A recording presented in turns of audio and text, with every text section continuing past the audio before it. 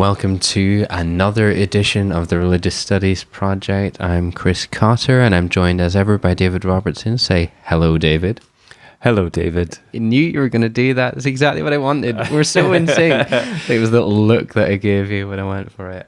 We have a special treat for you this week. It's some Australian colleagues, Ray Radford, who, if you follow our lively social media feeds, has been producing most of that content for the last couple of years. He's been speaking with Ben Banasic and Tara Smith about science fiction, video games, and religion. Take it away, guys. My name is Ray. I am the social media editor of the RSP. And today we have a couple of my fellow PhD candidates along with me, Ben Banasic and Tara Smith. All right, so do you want to tell us a little bit about your dissertations? Sure. Ladies first. Oh, okay. Yeah, let's jump straight in. So I'm doing my PhD on science fiction as social fiction. A component of that, I'm interested in the religious aspect, sort of incorporated within science fiction, and sort of I'm doing some interviews in America at the Nebula Science Fiction Conference, which I'm hoping to sort of see how much writers are incorporating their own social concerns for the future into the work that they're writing. I did my honours on Frank Herbert's Dune, focusing on the eco-religious aspects of that. So I guess religion is incorporated in a lot of different aspects in the work I'm looking at, but so is science fiction as a genre as well. So I did my honours focusing on origin of Alexandria and the Jewish elements of his work. So I was looking at Jewish and Christian interactions and interactions within the 3rd and 4th century. That led me on to looking at apophatic theology. Getting really deep into that, particularly from the Christian perspective, but also the Jewish perspective. My PhD topic is taking those elements of unending aspects of theological engagement with God and investigating video games through that lens. So looking at the perpetual journey of video games and video gaming as a religious endeavor and what that actually means for people. So I'm doing some social surveys, looking at people's interactions in the video game space, as well as people who interact with religion, whatever that means today, and that's a negotiated term, and then synchronizing the responses to see if there are any similarities. And then doing more of the theoretical work in the background as well. I like it's a bit of a step from origin to video game. It's a negotiated step. It's very tentative. I like it. Yeah. In case you haven't been able to guess, today's podcast we are going to be focusing on religion, video games, science fiction, popular culture, and just the way that these are all entwined within those who look for them. Or seek to get something out of them, I guess, is a good way of explaining it. Quick question. Have you guys read The 9 Billion Names of God by Arthur C. Clarke? I've got it on my bookshelf. I've got a big pile, and I'm hoping to get to it. I know it's been on a list of a lot of things to read. I have not. No, well, I was thinking about it earlier this morning, and it's basically a group of monks in Tibet writing down the 9 billion names of God, because they think that when that happens, God will destroy the universe, or everything will become fulfilled, and then the universe will end. So they get to a point and they go, "Oh, this is going to take too long." So they rent a computer from a couple of Americans.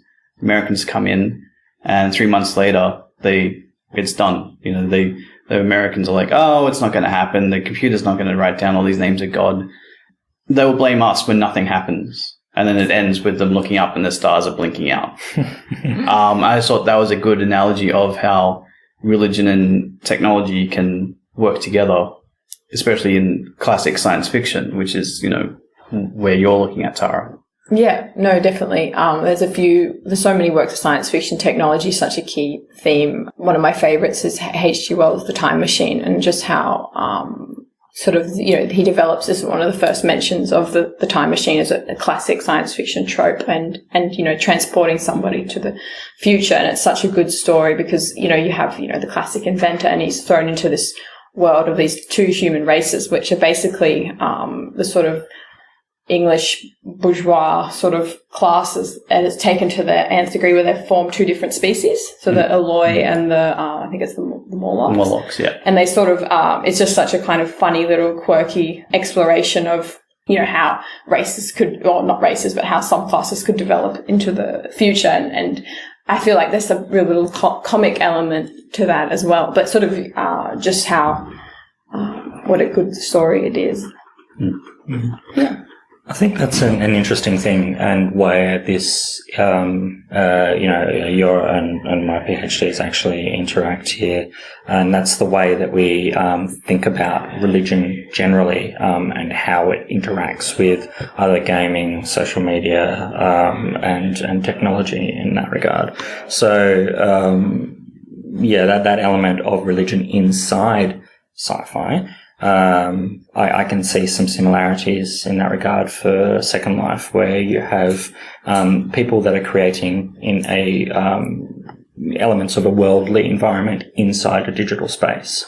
So people purchase off spots of land actually in Second Life, and there's been lots of words written about Second Life, probably more words written about and works written about Second Life than actual players of Second Life, because it's not actually that popular anymore.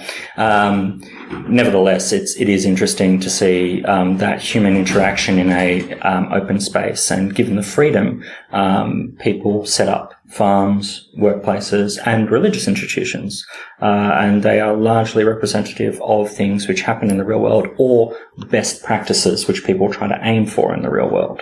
And I see that through sci-fi as well. Yeah, what's interesting is they opt for quite mundane realities. If you're given an option to be an avatar, you can do anything you want, and that what people want to do is they want to keep farming, or they want to, just keep living and forming relationships. Like, you kind of would imagine they'd do something a bit more sort of out of this world, but the sort of the everyday is what they like to recreate in those realities. It's things like Farmville. Yeah. Or Farm Simulator. These things that you can get now, which are just simulating the real in virtual reality. So for me, those elements, and Stardew Valley is one of those games that I actually am studying as part of my PhD, and I've asked people to engage with this survey, and it's been my most popular survey as well. I may just want to explain Stardew Valley for Stardew Valley. Okay, so for those who haven't interacted with it, it is a farming simulator.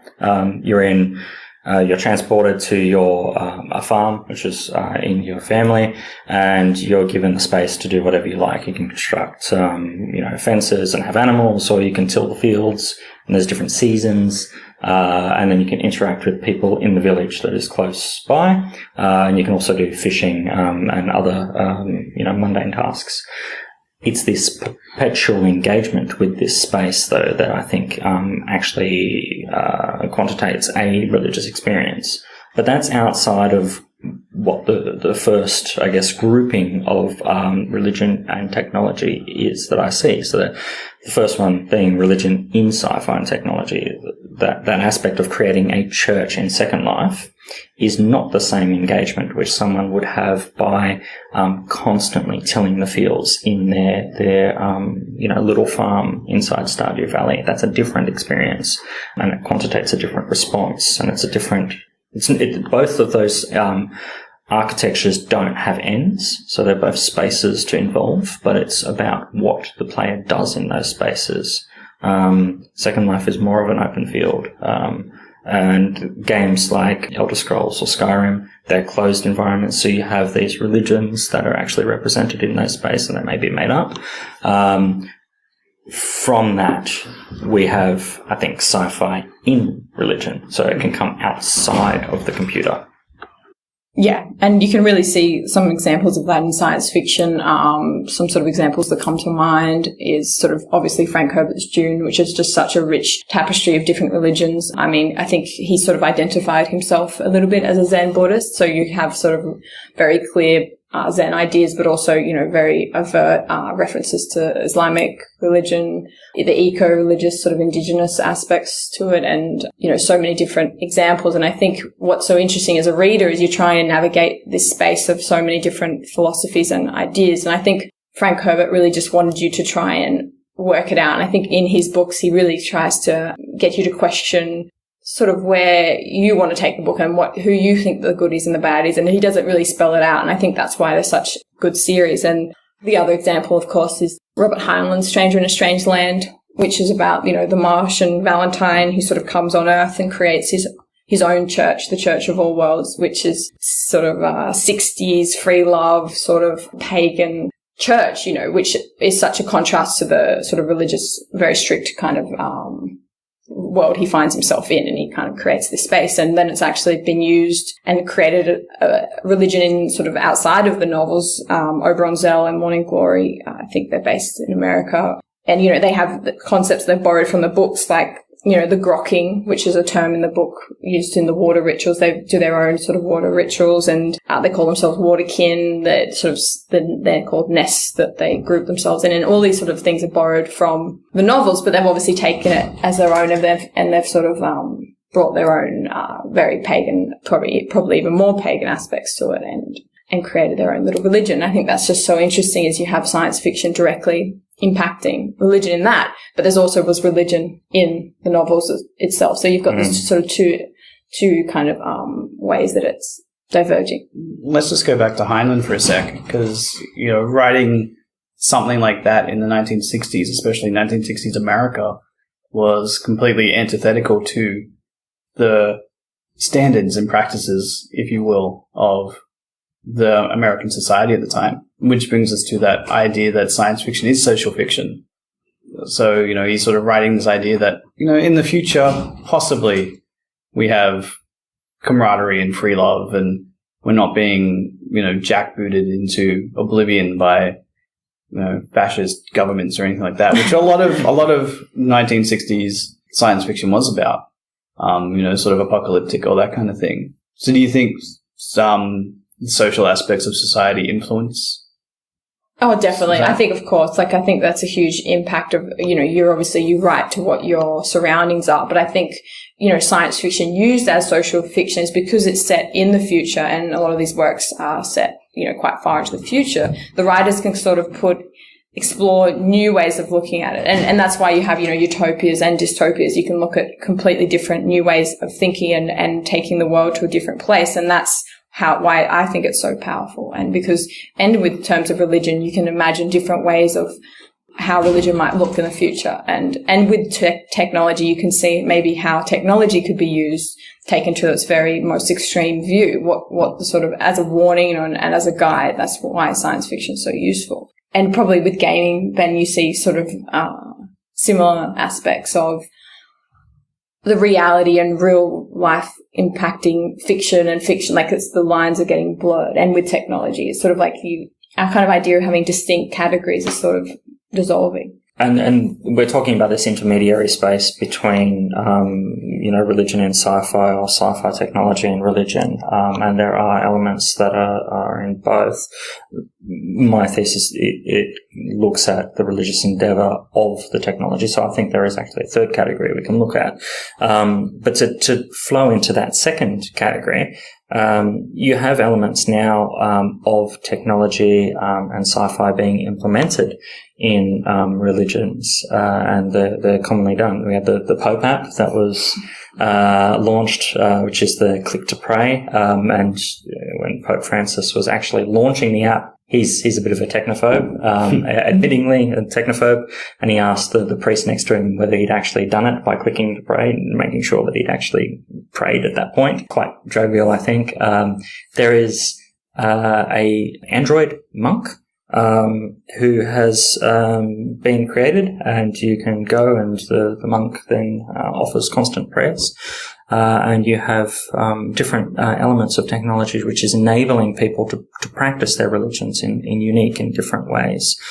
And what I think that you can see and where this crossover is the elements of religions that are from sci-fi or from a technological basis becoming religions in themselves. So the Church of All Worlds, yes, is a good example.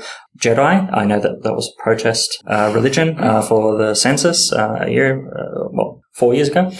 The numbers dropped off, but there are certain people that do practice what is known as. Well, there are registered temples in the United Kingdom, I believe. So. Yeah, and the sociological aspect of, I guess, our department and university and Western universities in general is that we have to take people for what their words are, and if they say they are practicing religion, then we believe that they are practicing religion, and who are we to question that?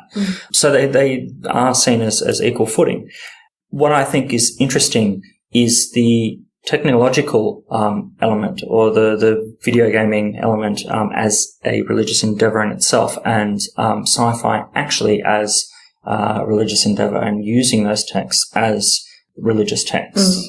Definitely, especially if we see sort of science fiction as technology itself. I mean, it's sort of, as a definition, you could call, fiction, science fiction, technology, just the reading of it. And because I think the definition of technology is like, we probably should have a definition of technology. I'm so sorry.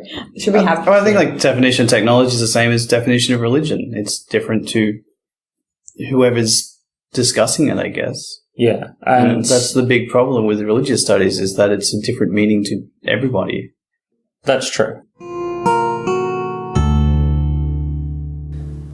Sorry to interrupt the episode, but we just wanted to let you know, to remind you about our Patreon link. The Religious Studies Project has always been free since its inception, but we know that there's a great problem in academia with people not being paid for the work that they're expected to do, particularly early career scholars. And we at the RSP want to be part of the solution, not part of the problem. So you can help if you can spare even £1 a month by going to patreon.com/projectrs and subscribing. We know that these podcasts are very useful for people who are teaching and people in their learning. So if you can help either by subscribing there or by making a one-off donation using the PayPal button on our website, it'd be greatly appreciated and will help us keep bringing you this podcast for free and fight against exploitation in academia. But now, back to the episode. Whether you're using mundane tools or supercomputers, creating digital spaces to deal with, they are both outside of the human experience in its unique and abstract form. Yeah. So if we think of it in that regard, myself as a human, how do I interact with the world? And my choice is, for me myself, is to sit at home and play video games occasionally when I get time. But involving ourselves in some sort of experience using tools, that is in itself a technology. Yeah. And I think that's the boundaries, and that's all we can say about it, because otherwise you get drawn into, is a dot matrix computer system actually as equal technology as something as an iPhone today?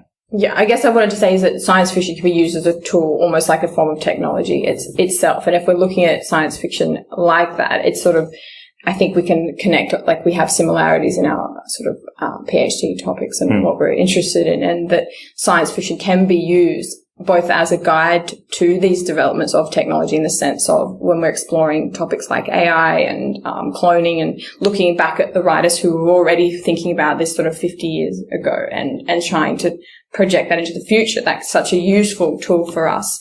But also science fiction being used as a way of shifting perception. And this is Darko Suvin's definition of estrangement. So good science fiction creates a sense of something, a sort of a new reality, a new perception, a new way of thinking. And that's what I think is the key for science fiction is really shifting what we think. And by, setting new social realities in the future, whether that's exploring different ways of looking at gender, different ways of looking at religion, it's allowing us to really shift our perception and grow as a civilization. And that's what I think the key is. Yeah, I think one of the really good things about science fiction is it actually provides us a glossary for terms for technology now.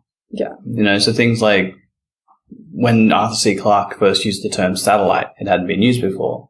now we are all calling these things orbiting the Earth satellites. But even things like when Steve Jobs first announced the iPad or the iPhone, it was the iPhone. He was calling it a magic tablet because you're essentially using your finger like a wand, and yes, so you're sort of taking these terms from literature and then imparting them into technology. There's a very that speech which Jobs gave at that Apple conference, and there's the iPod. So that was the iPod even earlier. iPod, yeah. So that was where he pulled out the iPod, and he's talking about the beautiful cover art and how to actually listen to sounds and the bit rate and everything like that. But that element of talking about the finger touching onto the screen and touching onto the dial at the time, so the circular dial, and being able to choose different things, and then the glass screen being created afterwards. It's a really charismatic performance which he actually is creating, and it blurs the lines of the a traditional religion in that regard. And there's people that have written on this. The dress that Jobs would actually, dress code that he'd abide by. The turtleneck, the black, and speaking in certain ways, no visible microphones, and this sort of darkened room, but a crowded audience, so you have that sense of being drawn into something like a church. It's very organized, and it's quite amazing seeing that line of that technology almost manifesting itself into a religion and a religious experience. Definitely, it's like all the geek culture now is becoming, or sort of like what we're in the realm that we are in science fiction and gaming is sort of like the geek culture. Well, not exclusively, but I mean that people's, how we make meaning and how we connect to the world is really changing, I feel like, and it doesn't make it any more or less religious. It's still, people are still getting a religious experience. It doesn't always have to be sort of what we typically understand religion for. And I think that's why, as studies of religion students, our definition is constantly trying to change and fit into new paradigms. And I think that's what, not everyone agrees, but I think that's what's important, is to have a sort of different ideas and trying to constantly rethink what we think is technically religion, and not dismiss things that don't necessarily fit into what we thought once. I agree, and that's a large part of my PhD actually is going to engage with what is religious experience. And so William James actually coined that phrase, and he uses religious experience in a certain way. And he's using that on the basis of quoting from people like Tolstoy, which then, Albert Camus and later writers actually engage with as well. I actually think there's a misreading here. We, as people that are studying theology or philosophy or religious studies or religion in general, we've actually taken a lot for granted, and it needs to go back and look at what these writers are talking about. So where Tolstoy is in My Confession, he paints the picture of being in the well and hanging from the sides of a well, seeing a snake that is about to bite your hand. And then there's this little sapling with some sap that's dripping forth, almost a honey. What do you do in that experience? Do you fall? Do you accept that you're going to fall? Do you try and fight on? Or do you joyously eat the sap and accept that is going to be your lot in life? Camus and Tolstoy, that are engaging with these things. This absurdism of accepting your lot in life and actually engaging with it as much as you can and being the best that you can in that space is where I see these similarities of religious experience of someone who plays that Stardew Valley as to someone who's just sitting in the church pews or engaging with pilgrimage and going to the mountaintops. And I can see the same language is being used with these different people. Now, it's not every person that's going to get that experience. So I don't think that, the casual gamer who's jumping online to play with their friends playing Call of Duty or, whatever the game is going to experience that. Nor do I think that games like Mario Parties, which are a social event, may give you those feelings. They may, but it is not necessarily the case that every person that engages with reading sci-fi is going to have these divine experiences of questioning what it is to be human or what it is for reality. But some texts definitely do, and some games definitely do. Yeah. I mean, I think a lot of the text where it comes down to, questioning reality or questioning what it is to be human comes down to, if the book is really well written, you can sort of start thinking about that. But I think it's something else where the book starts giving you religious fervor, sort of like those sort of books where things like Snow Crash by Neil Stephenson, which gives a good example of the internet, being written in 1993 is sort of the next precursor to Neuromancer, to explore the ideas of virtual reality and all that kind of thing. But I don't see any religions being made around it or it being held up in high esteem as, on this. I think it's up there with Dune. That's one of my favorite books. But, that concept of religion and technology, people pick and choose what they want to take from it, I think. Yeah, there is curation, of course. But I think that and what my study is finding is you ask people set questions, and I'm asking people the same questions if they are from, this religious experience and they identify as religious, or they identify as players of Elite or Stardew Valley or another type of game, and we just copy and paste out the names of religious experience to playing Elite, and you find the responses are very similar, which means that there is something that people are getting out of this it is quite religious. And I just want to sort of quickly ask Tara, because you haven't done your research part of it yet.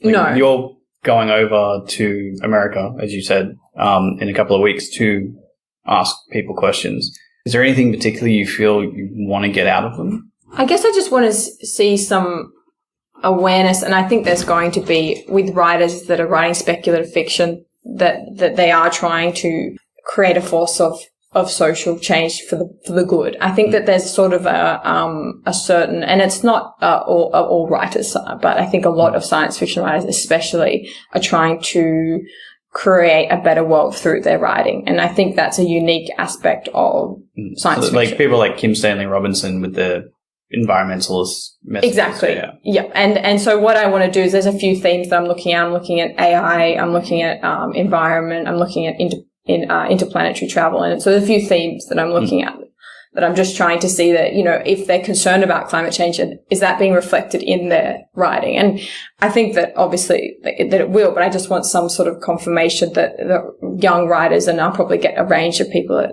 Nebula, so all different periods of their writing experience, but that's sort of at the forefront of their writing. I think it will be. And that's why I think it's such a unique genre, because it's concerned with probably, the same questions that most religions and philosophy is concerned with. Who are we? Why are we here?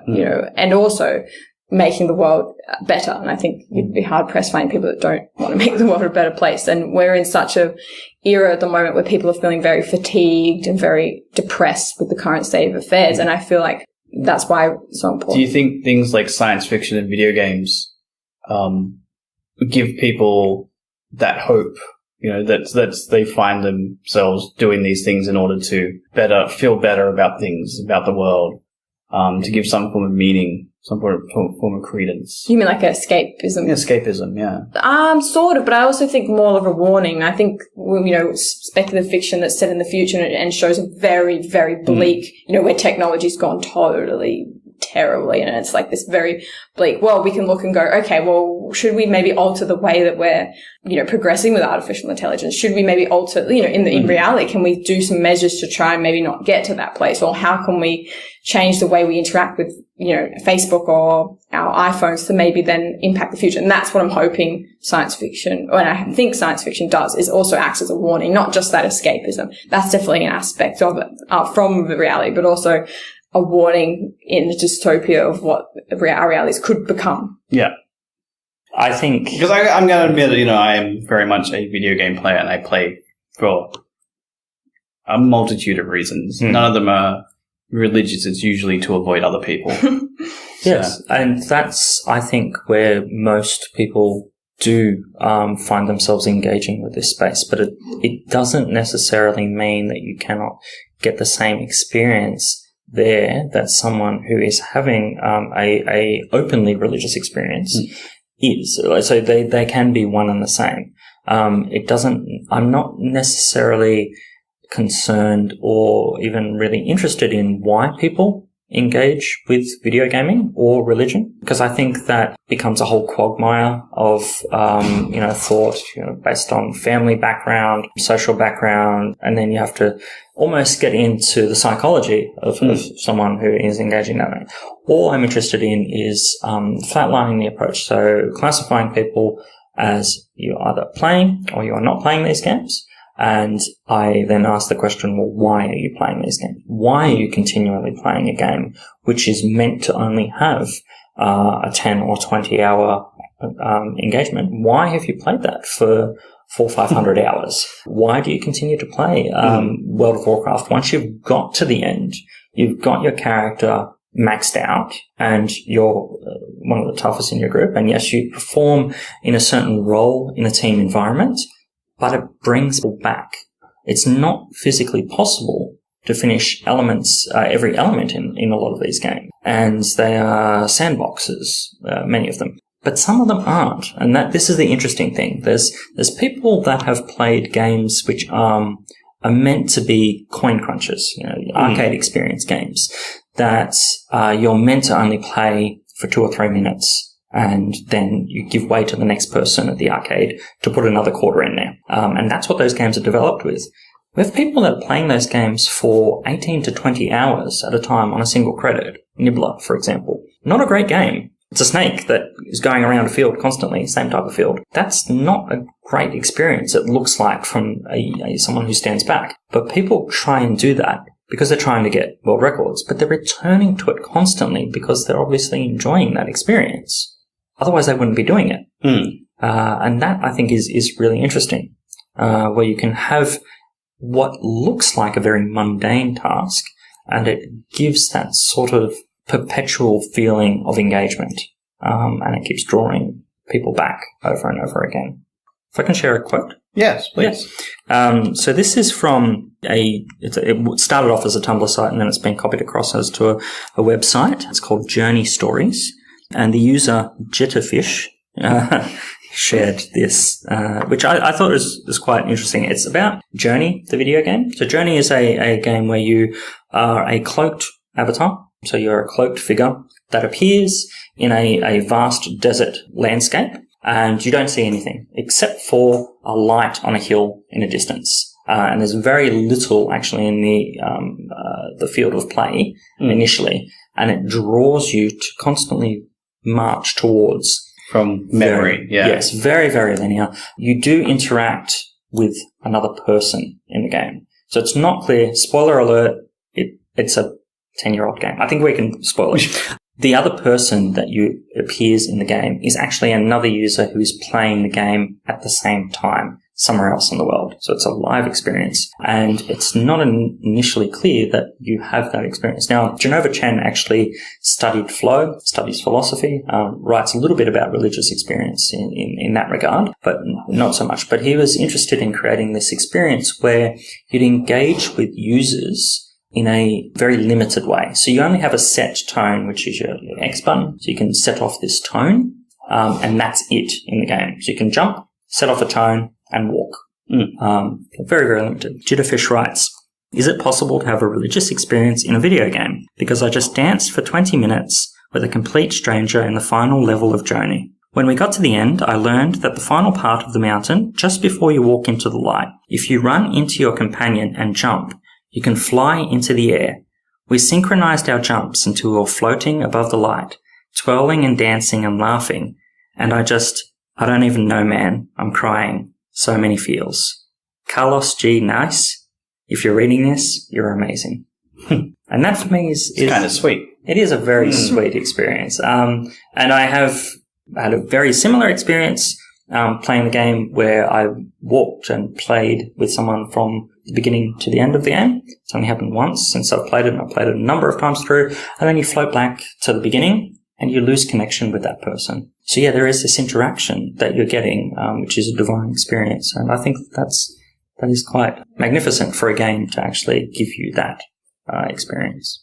I guess that brings me to my last thing that I wanted to talk about, and is perception of reality within video games.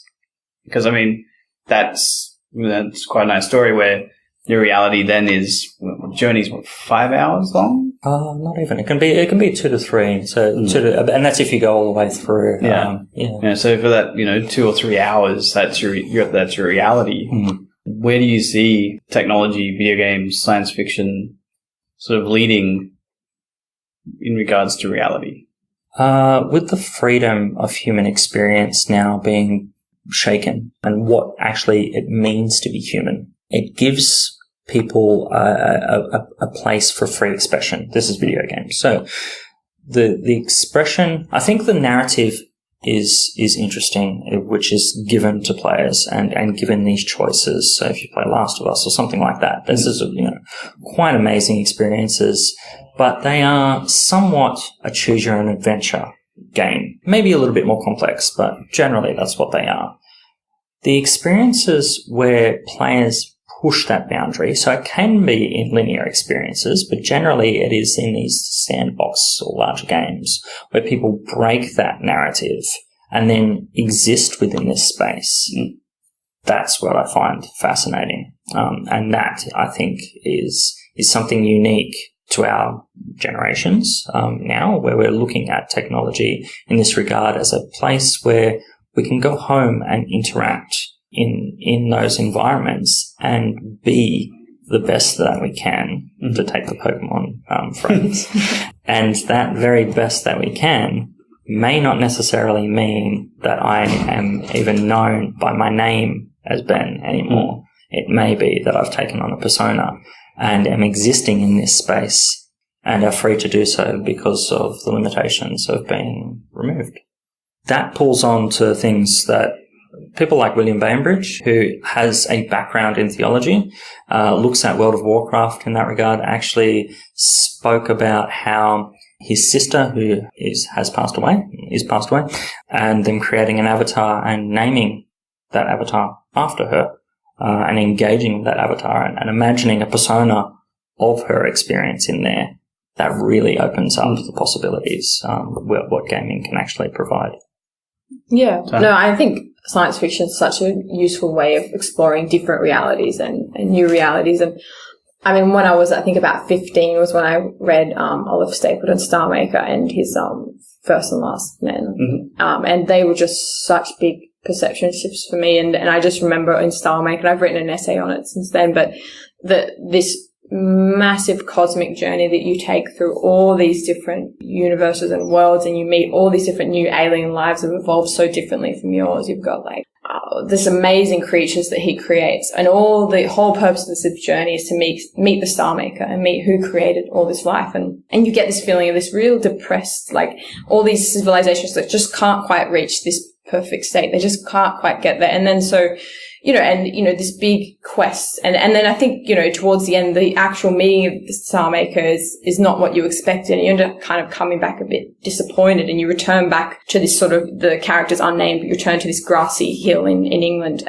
in the dark, looking up at the stars. And you sort of feel this sense of awe, but also a little bit of this sense of loss. And the two things that Stapleton gives you, as a final conclusion, is that the two pillars that we can really rely on is a sense of community and a connection with people, and this sense of this cosmic awe and the striving to know that even if we never reach there. And I think that really fits in well, Ben, with your sort of perpetual journeying, and also those sort of two elements in journey that you talked about, that doing the journey with somebody else and that kind of connection with another person, and also this striving for something that you never really can get. And that's, those two features are just such a sweet little reminder of what I think is this profound effect that reading good science fiction can have, and probably playing good games can have on you as an individual. Yeah, I think we may have to leave it there. Ben, Tara, thank you very much. Thank you. Thank you. So back from Australia, back to the other side of the world in Scotland, and thanks for a really, really interesting discussion. And thanks to Ray for organising. Yeah, and it ties in with a number of our previous interviews. We've had specifically religion and video games before. We've had all manner of things touching on science fiction, comics, narrative, storytelling. We've not quite had that synthesis of the two before, but do delve in. Go on to the religiousstudiesproject.com website and type in some of those keywords, and you'll get quite a few results. It seems that quite a few of our listeners maybe aren't even aware that there is an RSP website. What? Yeah. I know we've got a lot of people who access either just through the social media feeds or on YouTube or through their podcasting apps and whatnot, but we've got quite a sizable, attractive website there. Worth, if you've just been subscribing week by week, then absolutely worth going and having an explore, because there's a lot of material. And I presume if you're reading if you're using a podcast aggregator, you may not be getting our weekly responses and other features, for instance. Yeah, so you could have so much more RSP in your life. Some RSP that you could get in your life by becoming a Patreon subscriber is some of our special content, the episodes of Discourse that we record, which are sort of more news related, and then Are You My Data? There's a new one of those out now. There is, and it's with Anne Taves, who we got a lot of great questions from the listeners for Anne. Obviously, her work crosses a lot of different disciplinary boundaries and pushes a lot of people's buttons, and that's not necessarily a negative thing at all. But we got a great conversation with Anne, and she is a pleasure to speak to. So there's a good 45 minutes there for our Patreon subscribers. If you go to the Patreons area of the site, you can listen to that straight away. And if you want to listen to that and you're not currently a Patreon, it's $1 a month Patreon. Yeah. If you go to patreon.com, is it Project RS? That's the one. Yeah. Project RS. Yeah, at patreon.com, and you can sign up there. But we do, of course, still have all of our wonderful free content. And next week, our podcast is another sort of stalwart interviewer, Sydney Castillo. He's going to be representing us at the EASR this year. And he was speaking with Paula Corrente about philology and the comparative study of myths. Interesting. So yeah, I'm looking forward to that. That's not an area we've had a great deal of. Mm-hmm. And good to have Sydney back on, our currently our only South American interviewer, but he's representing for an entire continent, so exactly. Good on you, Sydney. Well done. From one Sydney to another Sydney, I suppose. Nice. We should have said that at the beginning. We should have. So we mentioned last week that we are coming to the end of the RSP year, and we're always looking to expand and rationalize the team somewhat. So if you think that you could, move from a sort of passive consumer role into a producer role in some way, did you become part of the ideology rather than an absorber of it? Get in touch with us, editors at religiousstudiesproject.com, whether as an interviewer, an interviewee, just making some suggestions, writing some responses, or we've got a few positions on the sort of core editorial team. Maybe you want to edit some audio, help wrangle some cash, or do some maybe more typical academic sort of edity type work. We've probably got a role for you. Yeah. If you've got a skill, we can use you. So drop us an email at editors@religiousstudiesproject.com. And even if you don't have a skill, we do provide training, but what we need on the team is dependable, systematic folk. Yeah, basically. Dependable and enthusiastic and systematic are the three main things. Exactly. Yeah. But thanks for listening. Yeah. Hi. Yeah. Bye. Mm-hmm. The RSP is sponsored by the British Association for the Study of Religions, the North American Association for the Study of Religion, and the International Association for the History of Religions. The Religious Studies Project is produced by the Religious Studies Project Association, SCIO, a Scottish charitable incorporated organisation, charity number SC047750. Brought to you by founders and editors-in-chief Chris Cotter and David Robertson, and managing editor Thomas J. Coleman III. Our features are edited by Marek Sullivan and Rebecca Barrett-Fox, and our Opportunities Digest by Ella Bock. Podcast transcription by Helen Bradstock, with audio editing by Gregory Schneider and Samuel Ward. Social media managed by Ray Radford, sales and marketing by Sammy Bishop, and video editing by Jonathan Tuckett. Don't forget you can support the project by using our amazon.com.co.uk and .ca links, or donating at patreon.com/projectrs, and you can find us on Facebook, Twitter, Google+, YouTube, iTunes and other portals.